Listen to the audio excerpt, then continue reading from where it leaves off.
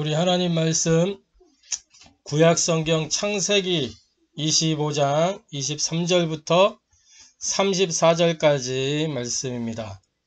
구약성경 창세기 25장 23절부터 34절까지 말씀입니다.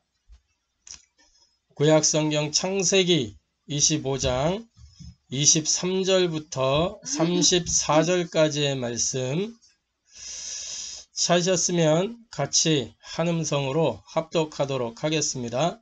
여호와께서 그에게 이르시되 두 국민이 네 태중에 있구나. 두 민족이 네 복중에서부터 나누이리라. 이 족속이 저 족속보다 강하겠고 큰 자가 어린 자를 섬기리라 하셨더라. 그 해산 기한이 찬즉 태에 쌍둥이가 있었는데 먼저 나온 자는 붉고 전신이 털옷 같아서 이름을 에서라 하였고 후에 나온 아우는 손으로 에서의 발꿈치를 잡았으므로 그 이름을 야곱이라 하였으며 리브가가 그 아들을 낳을 때에 이삭이 60세였더라. 그 아이들이 장성함에 에서는 익숙한 사냥꾼이었으므로 들 사람이 되고 야곱은 조용한 사람이었으므로 장막에 거주하니 이삭은 에서가 사냥한 고기를 좋아하므로 그를 사랑하고 리브가는 야곱을 사랑하였더라. 야곱이 죽을 쑤었더니 에서가 들에서 돌아와서 심히 피곤하여 야곱에게 이르되 내가 피곤하니 그 붉은 것을 내가 먹게 하라 한지라. 그러므로 에서의 별명은 에돔이었더라. 야곱이 이르되 형의 장자의 명분을 오늘 내게 팔라. 에서가 이르되 내가 죽게 되었으니 이 장자의 명분이 내게 무엇이 유익하리요. 야곱이 이르되 오늘 내게 맹세하라. 에서가 맹세하고 장자의 명분을 야곱에게 판지라. 야곱이 떡과 팥죽을 에서에게 주매 에서가 먹으며 마시고 일어나 갔으니 에서가 장자의 명분을 가볍게 여김이었더라. 아멘. 에서가 장자의 명분을 가볍게 여김이었더라. 이게 굉장히 중요한 이야기를 하고 있습니다. 우리는 장자의 명분을 가볍게 여기지 않는 언약의 백성 되기를 바랍니다.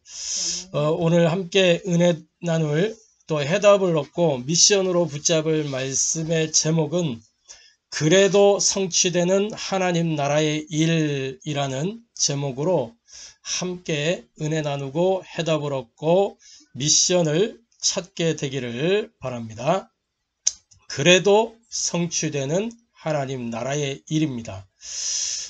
일단 서론적으로 우리 이런 말이 있어요. 한국 교회는 예수교와 기독교가 싸운다, 이런 말이 있어요. 예수교는 말 그대로 이제 예수라는 이름을 중심으로 이렇게 예수교, 이렇게 대한예수교 장로회, 이렇게 우리 대한예수교 장로회죠.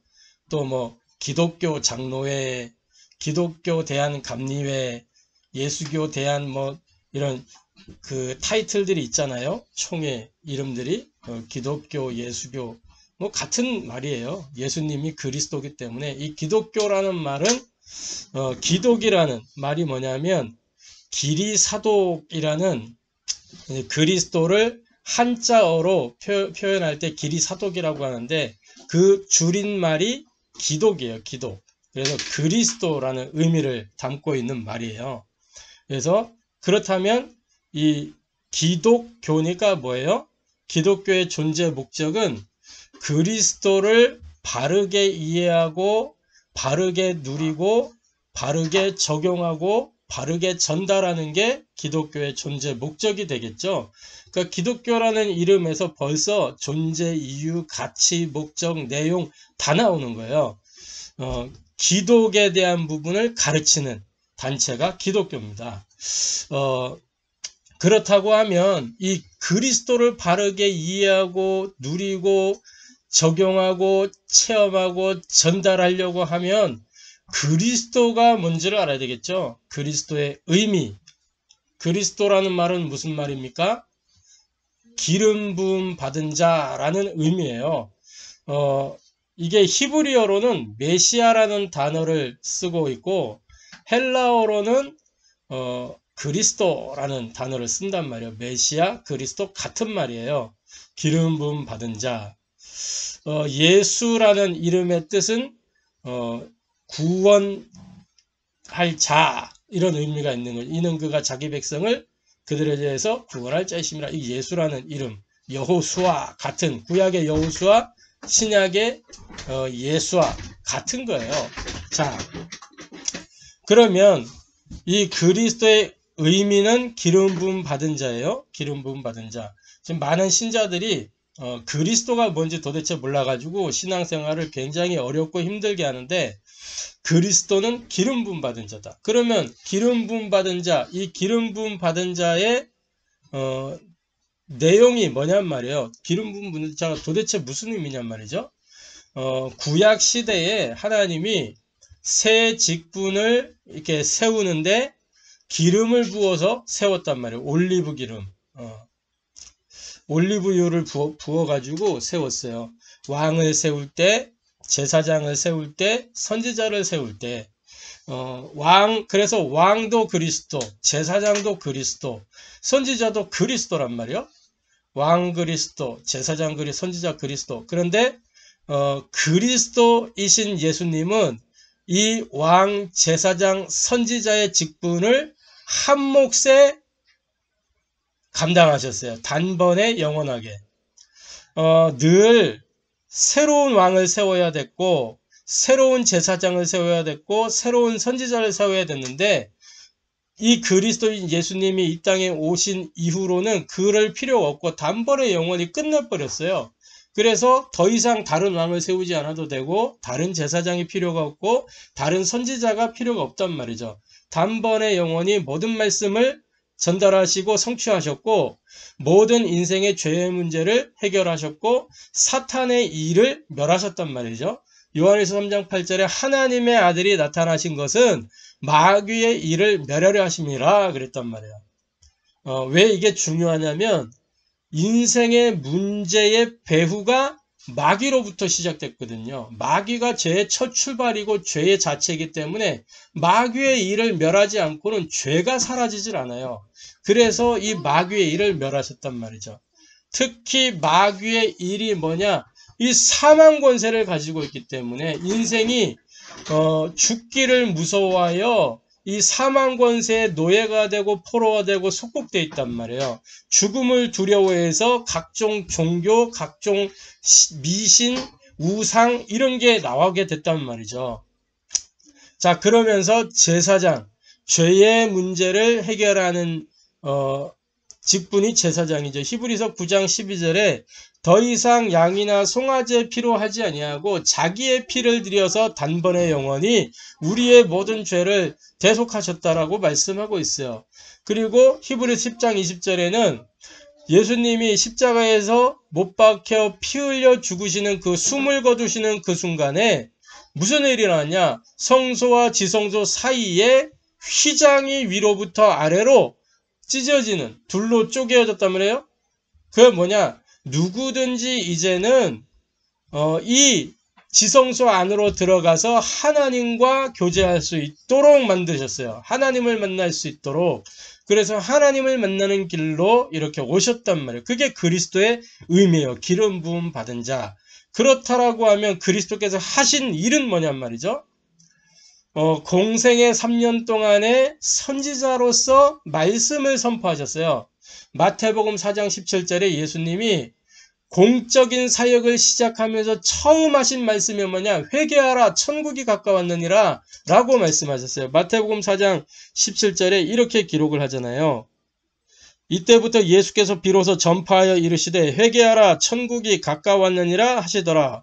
그러니까 예수님이 가는 곳곳마다 하나님 나라의 복음을 선포하셨단 말이에요. 그러면서 내가 곧 길이다, 진리다, 생명이다. 나로 말미암지 않고는 아버지께로 갈 수가 없다. 이 복음을 계속 선포하셨단 말이에요. 하나님의 말씀을. 자, 그리고 뭐예요? 십자가를 통해서 인생의 모든 죄의 문제를 대신 속죄하셨어요. 요한복음 19장 30절 거기에서 다 이루신 겁니다. 가장 중요한 게 대속이죠. 죄의 문제로 말미암아 하나님께로 나아갈 수 없기 때문에 인생이 죄의 문제 해결되지 아니하면 안 되거든요. 그래서 이 죄의 문제 해결하니까 가장 중요한데 그리스도만 이 죄 문제를 해결할 수 있는 거예요. 그리고 뭐예요? 죽음과 부활을 통해서 친히 사망 속으로 들어가셔서 사망 권세 잡은 자 마귀를 없이 하시고 부활하셨어요. 부활하셔서 참된 승리를 거두셨단 말이죠. 왕으로서.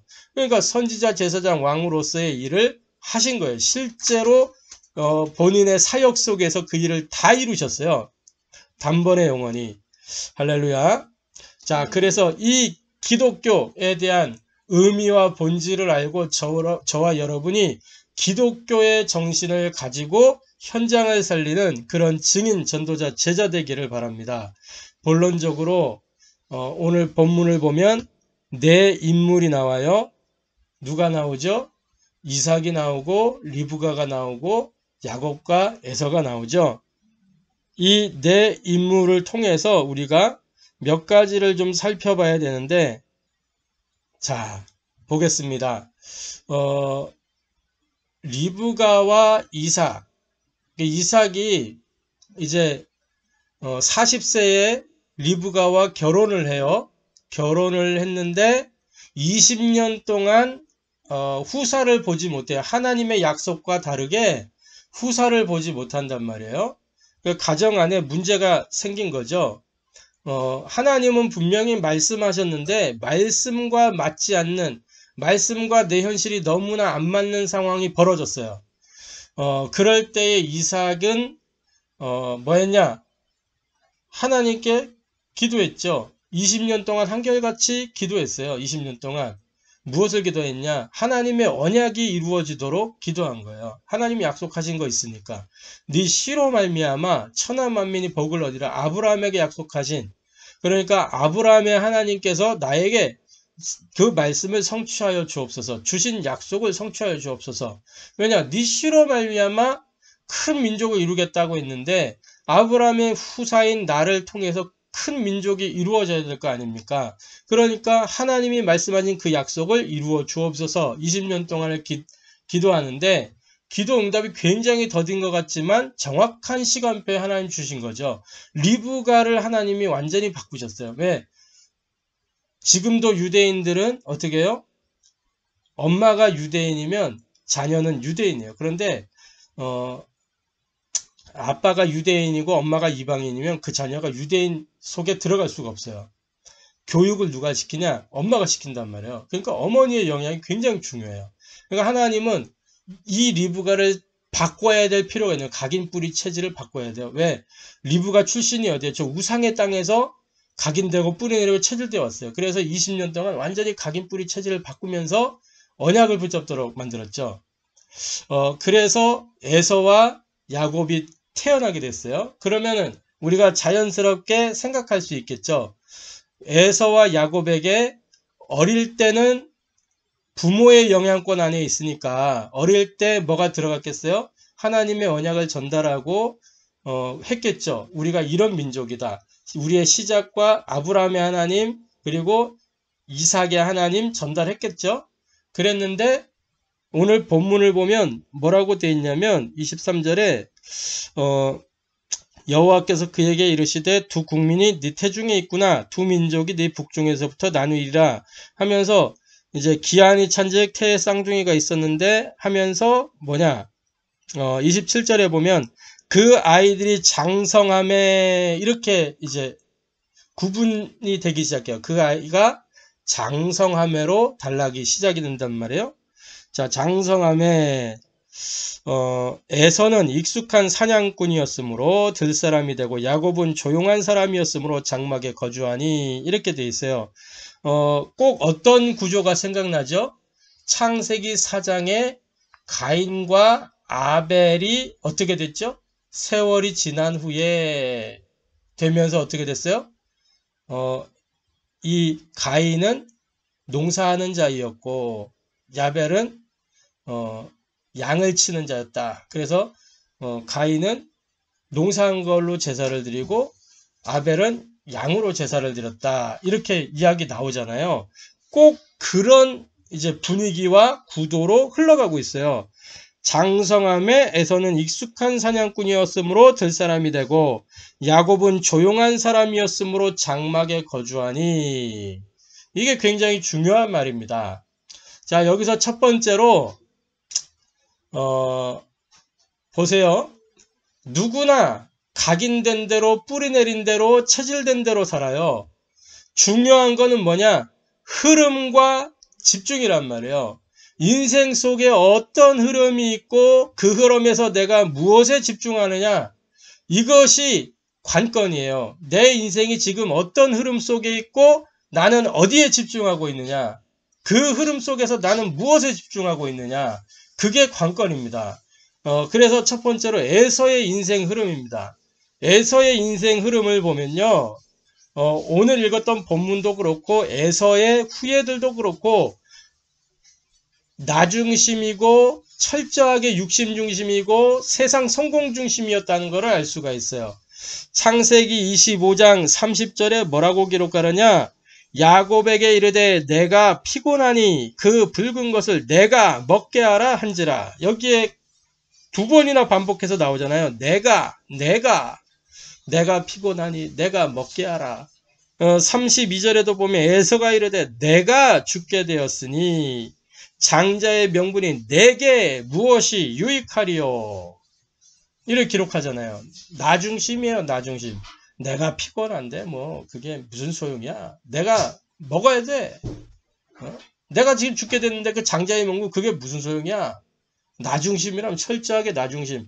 하나님의 약속은 분명히 어렸을 때 들었을 건데 장자의 명분 들었겠죠. 네가 장자다라는 걸 들었겠죠. 자, 그런데 거기에는 관심이 없어요. 에서가 오로지 나 중심, 그러면서 철저하게 육신 중심이었다는 걸 알 수 있어요. 25장 27절에 그 아이들이 장성함에 에서는 익숙한 사냥꾼이었으므로 들사람이 되고 야곱은 조용한 사람이 장막에 거주하니. 이삭은 에서가 사냥한 고기를 좋아하므로 그를 사랑하고 리브가는 야곱을 사랑하였더라.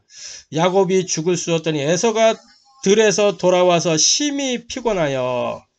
여기가 이제 문제의 시작입니다. 심히 피곤하여 육신적인 한계에 부딪히면 그걸 못 넘어서는 거예요. 피곤하니. 자, 야곱에게 이르되 내가 피곤하니 그 붉은 것을 내가 먹게 하라. 먹게 하라. 피곤하니 먹게 하라. 얼마나 육신적입니까? 그 좀 팥죽 한 그릇 안 먹는다고 죽는 것도 아닌데 막 와가지고 막 먹을 거 찾는 거요. 허겁지겁 먹었겠죠. 자, 그러면서 이 에서는 세상 성공 중심의 사람이었어요. 창세기 25장 27절 사냥꾼이었다. 익숙한 사냥꾼이었다. 숙달된 사냥꾼이었다. 자, 그러면서 뭐라고 하냐? 들사람이었다 라고 기록하고 있어요. 들사람이었다. 익숙한 사냥꾼. 자, 에서는 이 사냥을 해가지고 뭐 했을까요?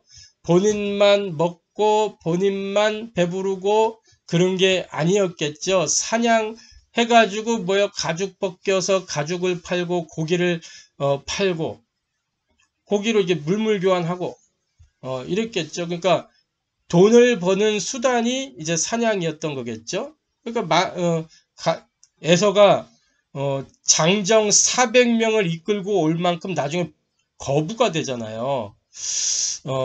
그러니까 이 가죽과 고기 장사로 돈을 벌었다라고 볼 수 있겠죠. 그러면서 들사람이었대요. 사냥꾼의 그 성품에 맞게 굉장히 이게 좀 난폭한 사람이었다. 들사람이라고 할 때 그 들이 뭐냐면 사대라는 단어를 써요. 사대라는 단어를 쓰는데 히브리어로 이 사대라는 단어는 창세기 4장 8절 가인이 그 아우 아벨을 죽일 때에 들에서 죽였건 그 들, 그 들과 같은 단어예요. 폭력과 연관이 있는 단어란 말이에요. 그러니까 굉장히 폭력성이 있어요. 에돔 족속이 출애굽해서 이스라엘 백성들이 이렇게 가나안 땅을 향해서 가잖아요. 그런데 그 여정 속에 이 에돔 족속이 못 가게 가로막아요. 그 에돔 족속 둘러서 가고 막 그랬거든요. 얼마나 이 이스라엘 백성들을 잊을만 하면 나타나서 괴롭히고 했던 게 에돔 족속이에요. 그리고 25장 31절 32절에 뭐라고 되어 있냐? 장자의 명분이 내게 무슨 유익이 있겠냐? 그러니까 명분보다는 굉장히 실리를 추구하는 사람이다 라는 걸 알 수 있죠. 세상 성공 중심의 사람이에요. 이게 에서의 인생 흐름이에요. 이게 무슨 흐름이에요? 네피림들의 인생 흐름이에요. 창세기 6장에 나타났던 그 네피림들의 인생 흐름이 네피림들의 그 DNA가 이 에서에게 들어있는 거예요. 자, 그럼 두 번째로 야곱의 인생 흐름을 한번 보겠습니다. 야곱은 어떤 흐름이었냐? 간단해요. 절대 언약 속에 있는 흐름이었고, 언약의 여정 속에 있는 흐름이었고, 언약의 성취 속에 있는 흐름이었어요. 왜 절대 언약 속에 있는 것이냐? 하나님이 약속하셨거든요. 이 에서와 야곱이 출생할 때 뭐라 그랬어요? 큰 자가 작은 자를 섬기리라. 옛날 성경에 작은 자라 그랬는데 지금 성경에는 어린 자를 섬기리라 이렇게 돼 있죠. 작은 자, 어린 자, 뭐 같은 말이에요. 그러니까 하나님의 예정, 섭리, 작정 속에 이미 들어있는 하나님의 선택 속에 있는 한 사람이 이 야곱이었단 말이에요. 하나님이 보실 때의 장자는 야곱이었어요. 이미 장자로 하나님이 선택하신 거예요. 영적인 장자로. 로마서 9장에 보면 이렇게 기록하고 있습니다. 뭐라고 기록하냐? 로마서 9장 7절부터 말씀해 보면 또한 아브라함의 씨가 다 그의 자녀가 아니라 오직 이삭으로부터 난 자라야 네 씨라 불리라 하셨으니 곧 육신의 자녀가 하나님의 자녀가 아니요 오직 약속의 자녀가 씨로 여기심을 받느니라. 그러면서 9절에 약속의 말씀은 이것이니 명년 이때 내가 이르리니 사라에게 아들이 있으리라 하심이라.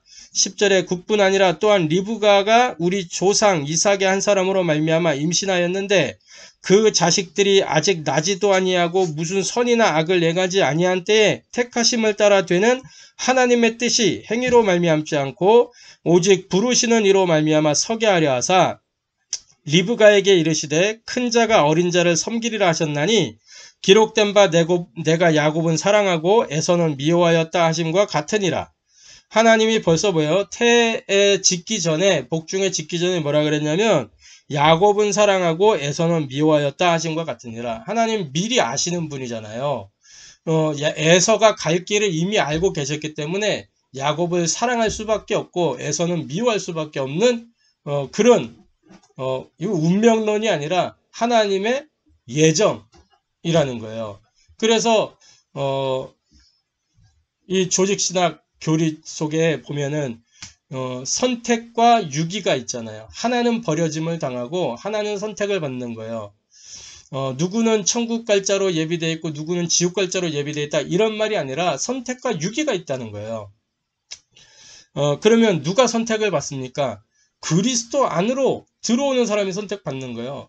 그리스도 언약 밖에 있으면 유기되어질 수밖에 없는 거예요. 마귀 따라다니니까. 그래서 이 야곱의 인생은 절대 언약 속에 있는 인생이었다. 그러면서 언약의 여정 속에 있는 인생이었어요.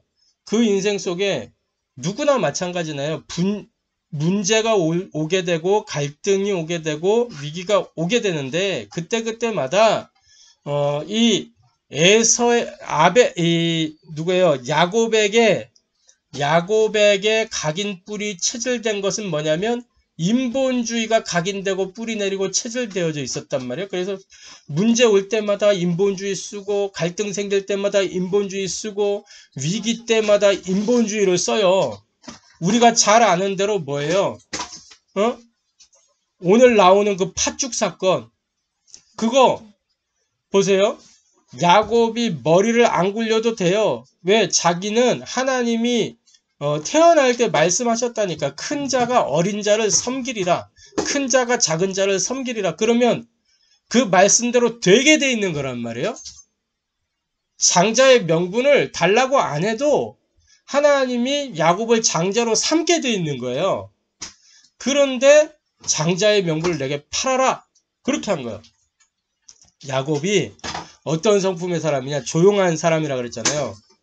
그러면서 장막 안에 거주했다. 장막 안에. 여러분 장막 뭐예요? 성막, 회막, 장막. 그 의미를 알죠? 그 장막 안에. 그러니까 늘 뭐 하는 사람이었냐? 이렇게 기도 속에 영적 욕심이 많은 사람이었어요. 그러니까 거룩한 동기로 인본주의를 쓰는 거예요. 거룩한 동기로. 영적 욕심을 이루기 위해서 인본주의를 썼단 말이에요. 그런데 그게 결국에는 문제가 되잖아요. 영적 욕심 속에 나오는 인본주의가. 이제 그때마다 하나님이 그 문제, 갈등, 위기 속에서 뭐였냐? 이 야곱을 편집시키고 설계하시고 디자인해가지고 뭐하냐? 문제 속에서 답을 찾도록 갈등 가운데에서 갱신하도록 위기를 기회로 삼도록 만들어줬어요. 그래서 팥죽 사건, 그 다음에 도망갔다가 돌아올 때 셋대 사건, 또 뭐예요? 여러 가지 일들 속에서 그렇게 했잖아요. 그 비밀이 뭐냐? 창세기 25장 27절에 기록이 되어 있어요. 그는 조용한 사람이었다. 장막에 거주하였더니.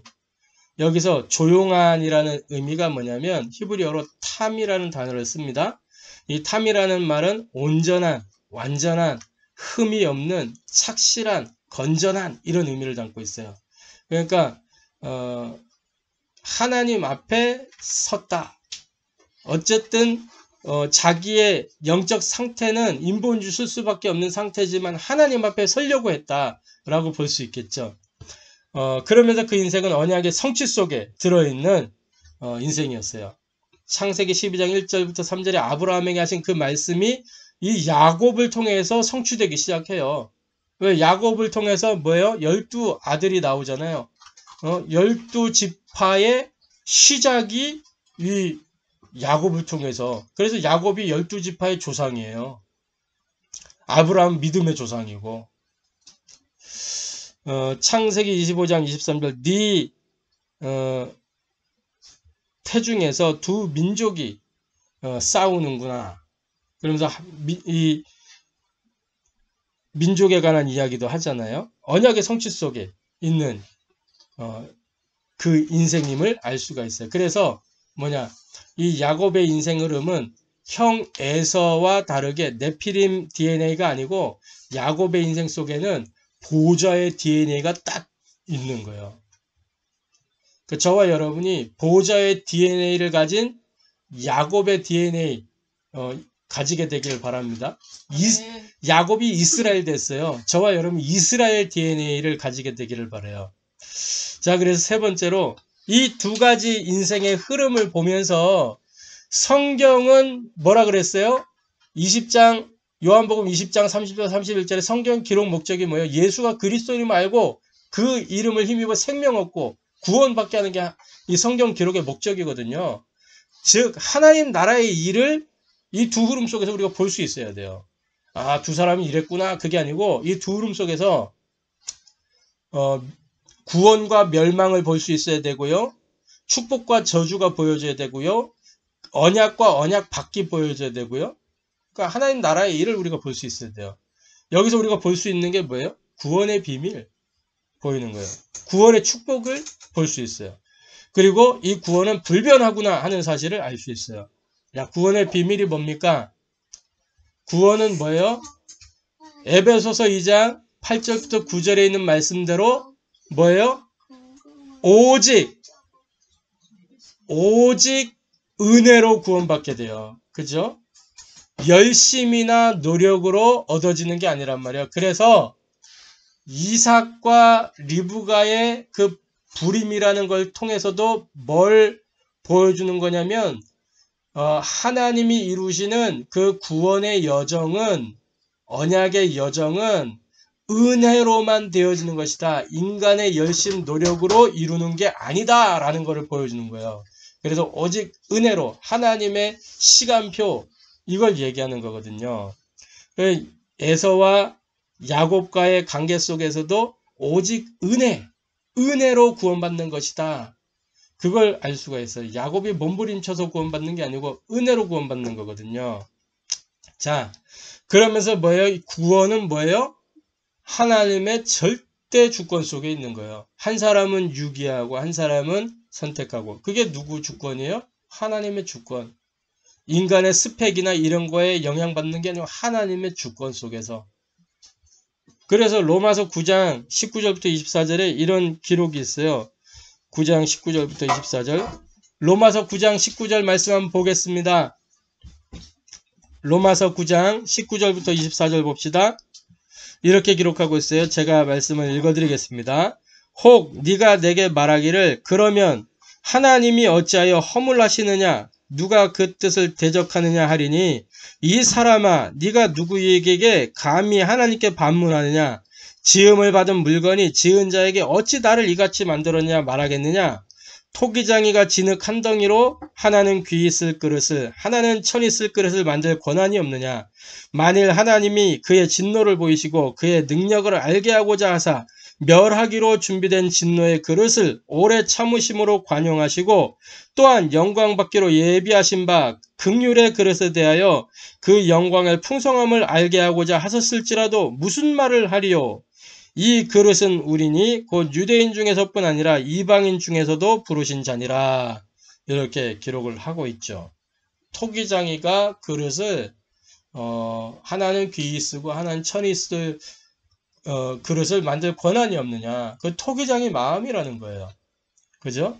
거기에 대고 피조물인 우리가 하나님께 대하여 항변할 수 없다는 거죠. 하나님이 또 항변할 수 없도록 모든 이 온 세상 만물 속에 하나님 계심을 알도록 메시지를 심어놨고 모든 만남, 사건, 장소, 시간 속에서 하나님이 하시는 일들을 다 넣어놨어요. 구원받게 하시려고.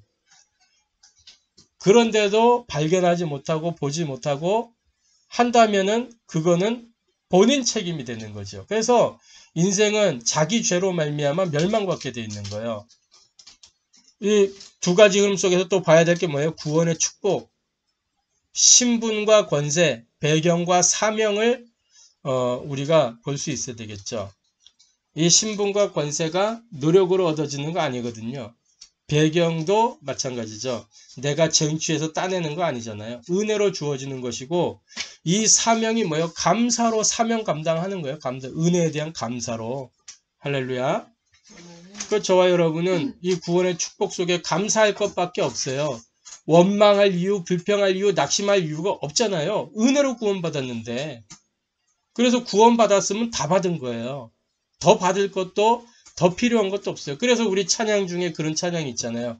더 받을 것도 필요한 것도 없는 무슨 이름? 완전한 이름. 할렐루야. 그래서 이 구원은 뭐냐? 불변하는 구원이다. 장자의 명분. 이게 이삭이요. 장자에 대한 권한을 몰랐겠어요, 이삭이? 분명히 자녀들에게 교육을 했겠죠. 그러면서 에서에게 네가 장자다라는 것을 심어줬을 거란 말이에요. 그런데 에서가 놓쳐버렸어요. 그러면 이삭이 눈치를 채야 된단 말이에요. 빨리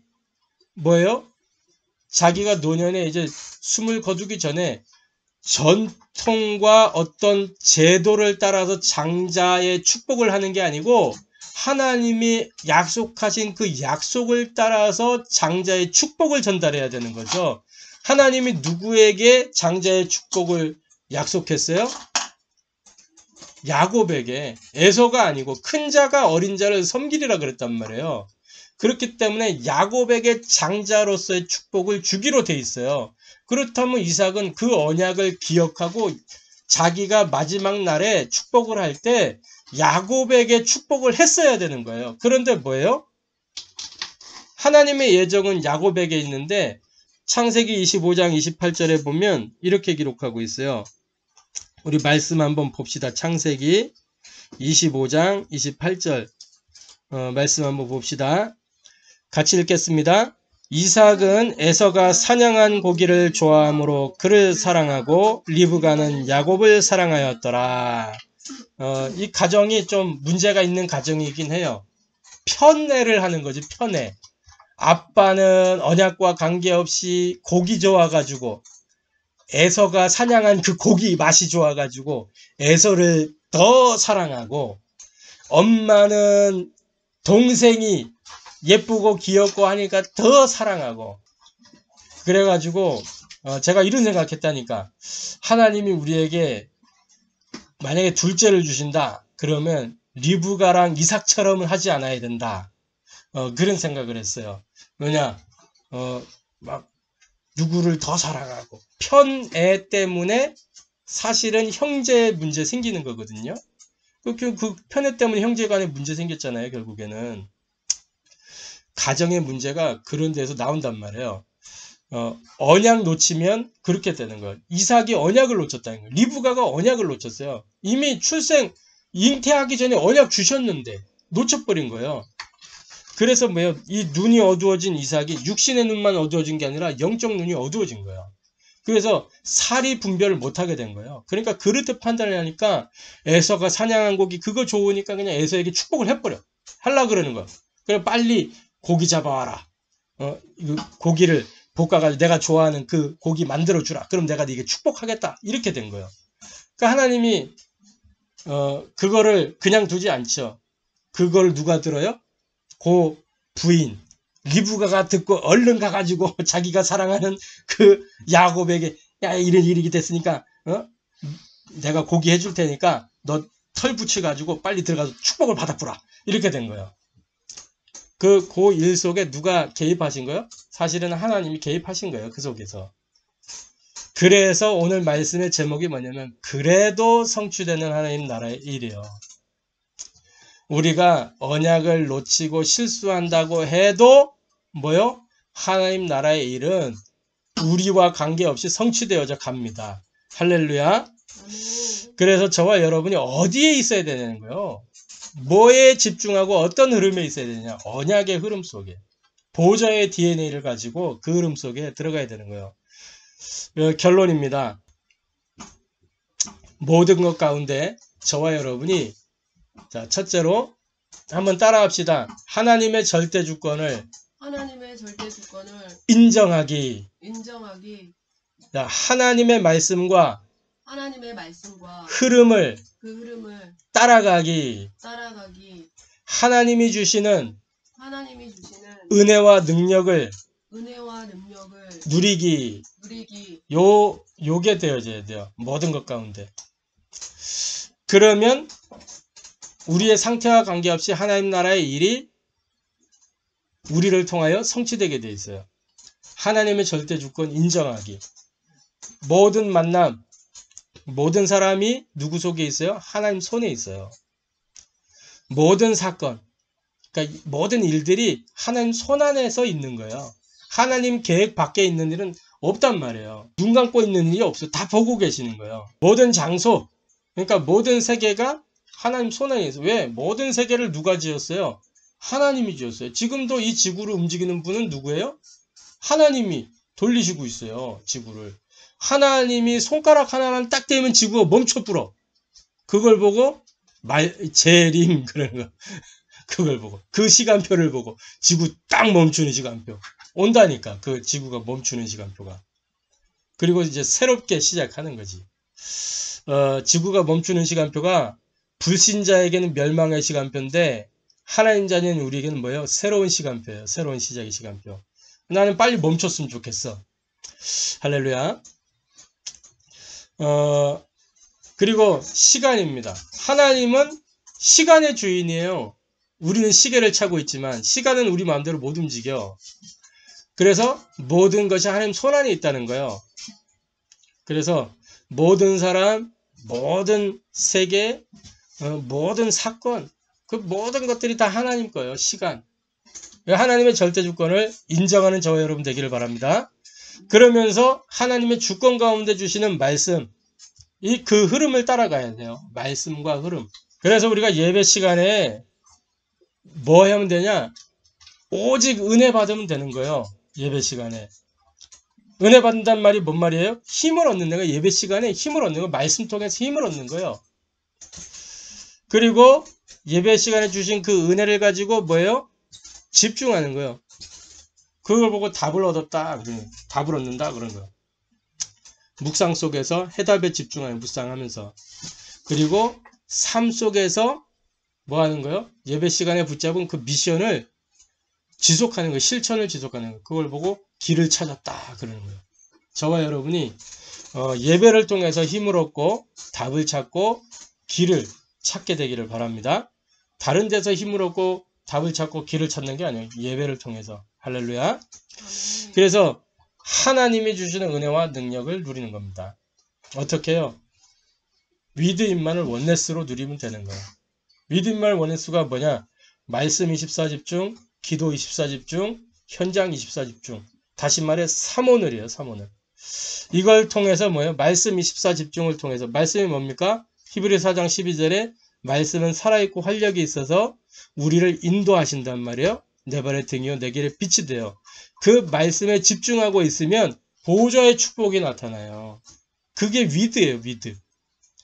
그러면서 기도 24집중 내 이름으로 기도하기 시작하면 뭐예요? 하나님의 시공간 초월의 능력이 나타나요. 그게 임마누엘이란 말이에요. 내 힘으로 해결할 수 없어요. 내 능력으로 안 돼요. 그렇기 때문에 시공간 초월의 능력이 필요한 거예요. 우리 삶의 현장에. 모든 만남, 사건, 장소, 시간 가운데. 그리고 현장 24집중입니다. 모든 것을 합력하여 뭐 한다고요? 로마서 8장 28절에 합력하여 선을 이루느라. 선이 뭐예요?